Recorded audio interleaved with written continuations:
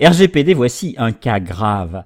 Vous me reconnaissez, je mesure 1m73, je pèse 73 kilos, je suis parfaitement dans la moyenne de la moyenne de la moyenne des Français en matière de mensuration. Alors pourquoi est-ce que je reçois régulièrement des offres personnalisées et spéciales de la part du site des femmes rondes qui aiment la mode? Je ne me souviens pas leur avoir dit que j'étais concerné.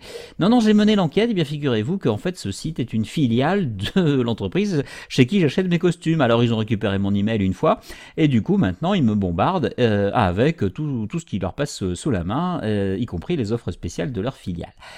Alors, certes, ça a pu marcher jusque-là, mais avec l'entrée en vigueur du RGPD, du Règlement général de protection des données, règlement européen, ce genre de tactique sera passible d'une amende pouvant aller jusqu'à 4% du chiffre d'affaires mondial, donc l'entreprise en question n'a pas intérêt à tomber sur des mauvais coucheurs. Comment obtenir le consentement de gens comme qui pourraient être énervés, leur consentement à continuer à recevoir ce genre d'email?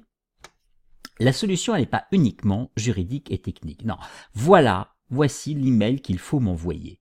Imaginez que je reçoive ça. Pour que la mode libère les rondes, vous qui êtes un homme, vous qui aimez les femmes, likez les tenues dans lesquelles vous préférez les rondes. Notre combat, nous le site des femmes rondes qui aiment la mode, notre combat a besoin que vous participiez à nos statistiques. Merci de le soutenir. Moi, si je reçois ça, eh bien oui, pas de problème. Je vais aller cocher la nouvelle case conforme au RGPD. Et ensuite, eh bien l'entreprise en question pourra envoyer à ses clientes qui sont vraiment son cœur de cible un mail comme ceci. Voici la tenue qui recueille 85% de notre panel d'hommes. Il nous reste encore quelques exemplaires en stock, dépêchez-vous, vous connaissez la mécanique marketing. Voilà comment on peut utiliser une partie du fichier qui aurait pu être mécontent pour contribuer aux statistiques et créer du contenu et des choses et des offres intéressantes pour l'autre partie du fichier, celle qui est dans le cœur de cible.